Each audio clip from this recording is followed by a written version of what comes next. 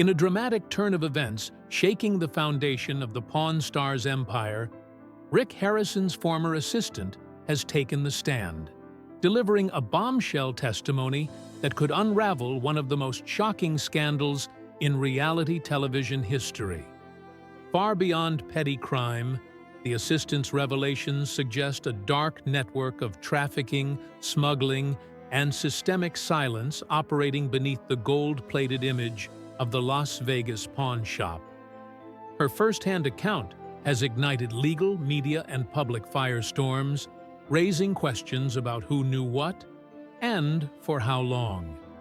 As the courtroom drama unfolds, the nation watches closely. Is Rick Harrison just a businessman caught in a storm, or is he the face of something much more sinister? From pawn shop floors to prison walls, the tragic journey of Corey Harrison. Corey Harrison, affectionately known as Big Hoss by fans of the History Channel show, once stood shoulder to shoulder with his father as heir apparent to the gold and silver pawn shop legacy. A staple of the series, Corey was often portrayed as the modern thinker in the shop, someone who clashed with tradition but helped bring it into the 21st century. However, Corey's private life told a different story. His early 20s were plagued by substance abuse, a struggle his father, Rick, has now spoken about with painful honesty. "I put him in rehab so many times," Rick said in a recent interview. "Every time he'd be doing great, and then it would all fall apart again. There's nothing worse than losing a child, even when they're still alive." Rick's words reflect a father's deep grief, underscoring the emotional weight that comes with watching a loved one spiral out of control. Corey's issues with drugs and erratic behavior were long rumored, with multiple run-ins with law enforcement and failed attempts at recovery hinting at darker problems beneath his cheerful television persona. Behind closed doors, the former assistant's explosive testimony. If Rick Harrison's personal heartbreak wasn't enough to rock the Pawn Stars brand, what came next shattered any remaining illusions. A former assistant, previously unknown to the public and shielded from media scrutiny, stepped forward to testify in what may become one of the most significant legal cases tied to reality television. Her statements, delivered during a tense court proceeding, allege that the pawn shop served as a cover for a sophisticated criminal network. This was no small claim. According to the assistant, whose identity remains protected, she worked in an administrative capacity at the gold and silver pawn shop for over 5 years. Her responsibilities went far beyond managing schedules or filing paperwork. She had access to internal systems, coordinated international shipments, signed documents on Rick's behalf, and was present during sensitive meetings with foreign partners. Her testimony, meticulously structured in 3 parts, detailed how she first noticed irregularities, then uncovered solid evidence of illicit activities, and finally explained why she had waited years to speak out. The initial signs were subtle: shipments labeled as antiques that never made it to the sales floor, containers marked internal use only, and a noticeable influx of unknown individuals who operated off the books, often at night. One particularly haunting memory she shared involved a young woman tasked with inventorying an Italian shipment. She was maybe 17 or 18, spoke Spanish, knew nothing about antiques. I asked who brought her in, and she just said, "Mr. Rick," and then fell silent. These workers, she explained, often disappeared after a few weeks, leaving behind no trace, no contracts, and no formal employment records. Their presence and absence was unsettling. But in a city like Las Vegas, where extravagance and eccentricity are the norm, she initially brushed off her concerns. From Las Vegas glamour to global exploitation, Las Vegas, with its bright lights and endless activity, offers the perfect camouflage for illegal operations. and the gold and silver pawn shop, with its international reputation and television backing, made it an ideal front for a deeper, more sinister operation. The assistant described how high-value shipments from Europe, Central America, and Asia routinely bypassed standard customs checks.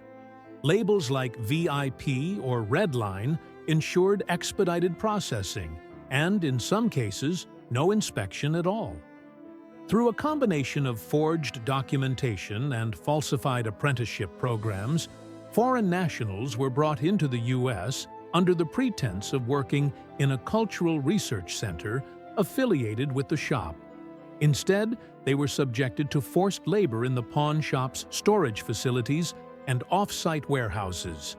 A particularly chilling incident in 2021 involved a young man who was severely injured during a warehouse accident. Admitted to a Las Vegas hospital as unidentified, he disappeared the very next night without a trace. The assistant's breaking point came that day. "I knew if I stayed silent, I'd become complicit," she said. She collected data, emails, contracts, video footage, and employee logs, and submitted it to her attorney. Among the evidence was an email allegedly from Rick Harrison stating, "The Colombia shipment must arrive the same week the French clients come. Make sure the accompanying person leaves no trace. Better." Rick's legal team claims this email is being misinterpreted, taken out of context amid a business communication involving legitimate antique trade. But the timing matches with an active investigation into a human trafficking ring operating out of Miami, casting a shadow of doubt that even the most talented legal defense may struggle to dispel. Cracking the illusion, the media machine behind Pawn Stars. Part of what allowed this alleged operation to continue for so long was the overwhelming media presence of Pawn Stars. With a decade-long run, countless reruns, fan conventions, merchandise deals, and millions of loyal viewers, the show created an aura of trust that insulated it from criticism. The pawn shop became a Las Vegas tourist destination, often crowded with fans eager for photos and memorabilia. As the assistant pointed out, tourists came for selfies. No one ever asked what was happening in the back rooms. Employees were rotated frequently. Key roles were assigned to off-the-record contractors, and transactions appeared flawless on paper. 2 inspections by authorities in 2018 and 2019 yielded no actionable findings. Every shipment had the correct documentation, and no workers formally lodged complaints. The compartmentalization of roles played a vital part in maintaining this illusion. The individuals responsible for importing goods were never the same ones handling warehouse operations. Those recruiting workers operated under shell companies.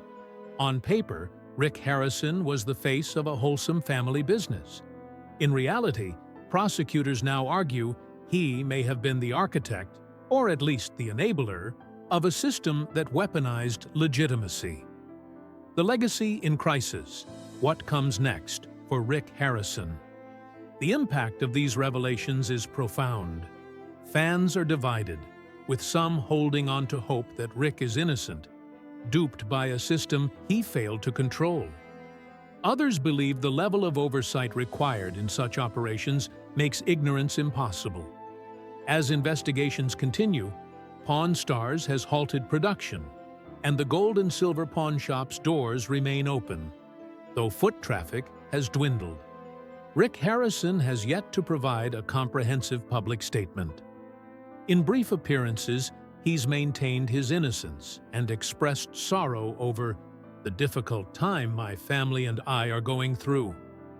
But silence on specific allegations has only fueled speculation. Behind the legal drama lies the story of a man watching his empire crumble, not due to market trends or reality TV fatigue, but from within, from the collapse of the very relationships and systems that once defined his success. The public is no longer content with surface charm. They demand transparency, accountability, and truth. A decade of darkness, the illusion of transparency. The most pressing and haunting question to emerge from the Rick Harrison scandal wasn't simply whether he committed crimes, but rather how a potentially exploitative system could have operated in plain sight for nearly a decade. The gold and silver pawn shop wasn't hidden in some forgotten corner of the country. It was a fixture on American television, an iconic Las Vegas institution, and a tourist magnet that boasted more than 4 million annual visitors. Yet, beneath the fluorescent showroom lights and the friendly bartering that made it famous, a much darker operation may have been festering unchecked. The revelation was as unsettling as it was baffling. How could this alleged criminal enterprise have thrived undisturbed for so long? The answer, as it turns out, lies not in the shadows, but in the blinding glare of public adoration, institutional complacency, and the veneer of fame. The mechanisms of this silence were complex, woven through local police indifference, a media narrative dominated by charm and success, and an economic ecosystem too lucrative for stakeholders to jeopardize.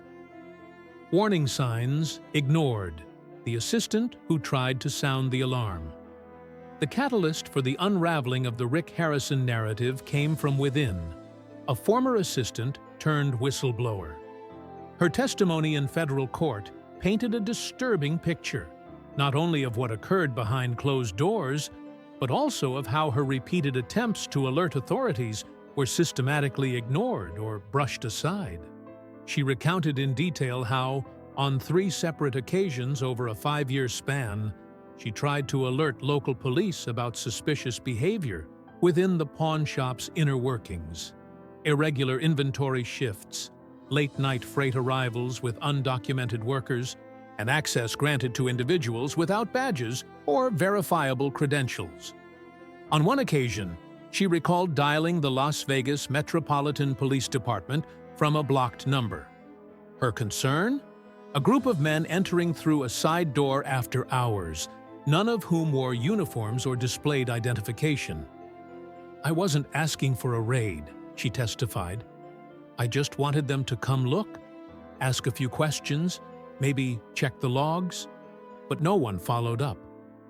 Instead, her reports vanished into what she would later describe as a black hole of bureaucratic dismissal.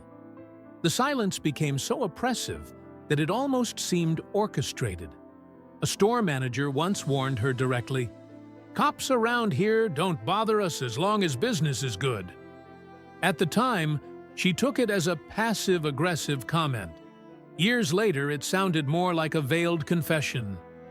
Institutional blindness, the role of local law enforcement. Her suspicion would gain further weight when a former Las Vegas police officer, now retired, spoke to the media under the condition of anonymity. He confirmed that the department had indeed received multiple unofficial reports about strange activity at Gold and Silver Pawn, including tip-offs about shadowy shipments and workers of unknown origin milling about the back lot during early morning hours. Every time we raised it as something worth looking into, it got labeled low priority, he revealed. Sometimes the higher-ups would flat out say, "That shop is gold for the city. Don't rock the boat." His testimony aligned with what internal emails would later suggest, a pattern of passive avoidance fueled not just by laziness or understaffing, but by calculated inaction. The department's unofficial attitude appeared to be one of silent endorsement, as long as the pawn shop continued to serve as a positive PR engine for Las Vegas. As the retired officer chillingly put it, "Gold and silver is a media asset. Touch it, and you alienate the public." A cultural firewall, the power of reality, TV stardom. The pawn shop's real shield, however, wasn't just law enforcement hesitance, it was cultural immunity. Rick Harrison had crafted an image that was virtually bulletproof. To millions of Americans, he was the embodiment of the entrepreneurial dream, hardworking, savvy, down-to-earth, and relatable. a man who, alongside his late father and quirky son, turned a local pawn business into a global television empire. Pawn Stars wasn't just entertainment. It was a symbol of blue-collar ingenuity, a family saga wrapped in historical trivia and feel-good bartering. The History Channel capitalized on this formula, broadcasting episodes in over 150 countries and syndicating reruns across streaming platforms. By 2018, Pawn Stars was pulling in more viewers than any other reality series on the network. In that kind of spotlight, Rick Harrison wasn't just a businessman. He was a trusted national figure. And with that came a dangerous level of uncritical acceptance. Journalists, bloggers, and talk show hosts all played into the image. From 2009 to 2022, Rick appeared on The Tonight Show, Good Morning America, and Fox and Friends. Yet not once was he asked a tough question about his business practices, employee vetting, or supply chain transparency.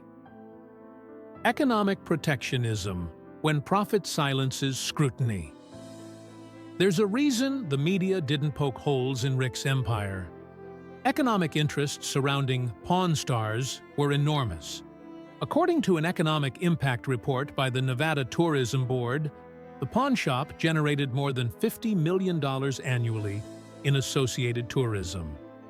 Visitors flocked to Las Vegas not just to gamble or see shows, but to visit that small, unassuming store featured on TV. Local restaurants, hotels, and transport services benefited. Tour companies even began offering guided Pawn Stars-themed excursions. The History Channel also had skin in the game. The network stood to lose millions in advertising revenue and syndication rights if Rick's brand was tarnished. In fact, in a 2023 leak by a regional independent outlet, internal History Channel emails revealed that executives had implemented an unofficial brand protection policy. One message, dated May 2019, read, "Unless legally compelled, do not approve any content that could harm Rick or the show's image. Maintain positive framing at all costs." This was no small policy tweak. It amounted to willful censorship. Producers who once pitched grittier behind-the-scenes segments were told to keep it light, while editors were instructed to cut footage that portrayed Rick as impatient, aggressive, or overly controlling, characteristics now under scrutiny in federal court. A manufactured myth, the American dream with cracks. The combination of legal passivity, media adulation, and financial dependency created the perfect storm. Rick Harrison became more than a man. He became a myth. And myths are rarely questioned. Even when early warning signs appeared, unusually frequent staff turnover, vague import logs, unexplained private auctions involving foreign buyers, they were interpreted as quirks of doing business, not red flags. Former employees, now stepping forward, paint a drastically different picture. In interviews, they describe a warehouse culture marked by fear, confusion, and rigid hierarchies. Workers were often told not to ask questions about shipments that arrived after midnight. Others were discouraged from documenting transactions involving special merchandise or priority clients. Internal cameras reportedly malfunctioned during key inventory dates. Some files were deleted or overwritten within days. One former logistics manager, subpoenaed by the court, stated bluntly, "We were trained to follow orders, not verify legality. You ask too many questions, you disappear from the roster." Public betrayal, a brand too good to fail. Even now, with federal investigations ongoing and damning testimony piling up, public opinion remains divided. On platforms like Reddit, Facebook, and X, formerly Twitter, countless fans have rallied in Rick's defense. "He's too smart to be involved in something like this," one user posted. "They're trying to ruin a good man because he's famous." Others insisted that if anything illegal occurred, Rick was tricked by subordinates who exploited his trust. But a growing faction is less forgiving. If he didn't know, he's incompetent. If he did, he's a criminal. There's no middle ground, wrote one commentator on a viral Reddit thread. The duality of Rick's image, half folk hero, half alleged conspirator, has split public trust down the middle. His once pristine brand now carries an asterisk.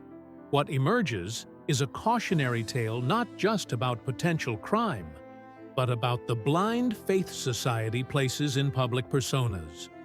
When charm, familiarity, and economic utility converge, they form a shield so durable that even law enforcement and journalism hesitate to pierce it.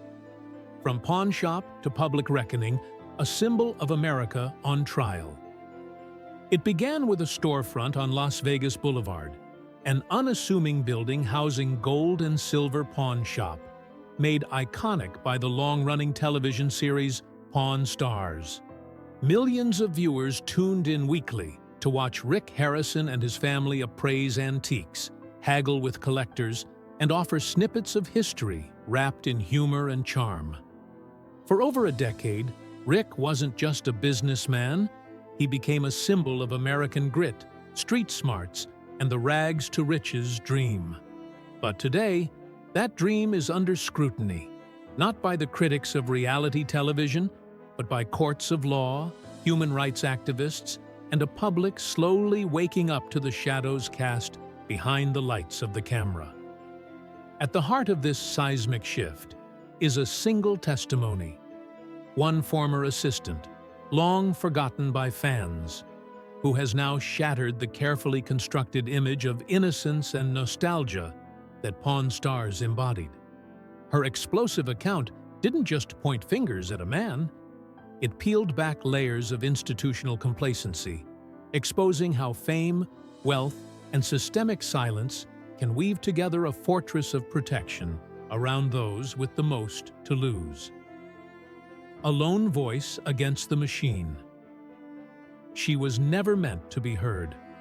The assistant, whose name is still protected under court orders, worked behind the scenes, filing logistics documents, answering calls, and managing import paperwork for the shop's booming operations. She was not a law enforcement officer or a journalist with a badge or byline. She held no political power, no connections to media conglomerates, no viral platform to launch her claims. But perhaps that very invisibility is what granted her clarity. She wasn't beholden to the system. She saw what others ignored because she didn't have the luxury to look away. Her testimony painted a picture, not of a one-off crime, but of a deeply entrenched network. She spoke of undocumented workers passed off as apprentices, of shipments described as rare collectibles that were never logged with customs, and of coded conversations between upper-level staff during so-called inventory audits. It wasn't a rogue operation in a back room, it was a business model hidden in plain sight, disguised with camera lights and crowd-pleasing episodes. Television as camouflage, fame as a shield. What made the assistant's revelations so chilling was not just the scope of the alleged criminality, but the ease with which it had been hidden. Television, it seems, doesn't merely entertain, it can anesthetize. Viewers watched Pawn Stars and saw harmless bartering and historical oddities. Few questioned how a single pawn shop in a desert city could handle millions in merchandise, attract global traffic, and maintain such a pristine reputation. Fewer still wondered what happened behind the curtain after the cameras stopped rolling. But as investigators dug deeper, they found the assistant's claims echoed far beyond her own experience. Experts in human trafficking and international smuggling came forward, explaining that antique shops, due to their lax regulation and cash-heavy business model, have long been exploited by criminal enterprises. Items are hard to trace, Values are subjective, and the paperwork, when it exists, is murky at best. A pawn shop with celebrity status? That's the perfect front. Conspiracy or construct. Naturally, the fallout has spawned a host of theories, some wild, others disturbingly plausible. One prevalent narrative suggests Rick Harrison wasn't the sole mastermind, but a charismatic figurehead chosen precisely because of his likability and public trust. His real job, some allege, was to keep attention focused on the show while others moved illicit goods, people, and money through a web of shops tied to antique trading networks in Arizona, Texas, and Miami, regions now under federal review. Another theory goes further, linking Rick to a consortium of celebrity-backed shops, some of which are under shell corporations connected to individuals already investigated for smuggling offenses in Europe and Southeast Asia. While none of these claims have been confirmed by federal authorities, the sheer number of leads and anomalies has kept investigators busy and the public on edge. A legal and cultural earthquake. Inside the courtroom, the atmosphere is tense and unrelenting. Rick Harrison's defense team has pivoted from outright denial to damage control, attempting to depict him as an uninvolved public figure misled by ambitious subordinates. But the prosecution has countered with damning evidence: emails signed by Rick himself, authorizations for six-figure shipments, and travel logs showing meetings with known smugglers. When Rick invoked the Fifth Amendment during a pivotal session, public perception tilted decisively. The man once viewed as the clever everyman had become a symbol of possible deception. Outside the courthouse, the streets are a battleground of banners and camera crews.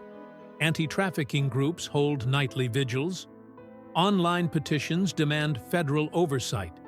Even former fans now ask, how long was this happening, and how many knew? Fame, trust, and the fragility of perception. Regardless of the final verdict, one fact has crystallized. This case is no longer about a single man. It's about the broader system, about how trust can be bought, how television can become a smokescreen, and how silence can become the most valuable currency of all. It's about a culture that often elevates charisma above accountability, and the dangers that arise when institutions turn a blind eye in favor of profit and ratings. The assistant's voice, once small and disregarded, has grown into a catalyst for national reckoning. Her courage didn't just initiate a trial, it forced an entire industry, and the audience who enabled it, to ask the hardest question of all: what else have we failed to see?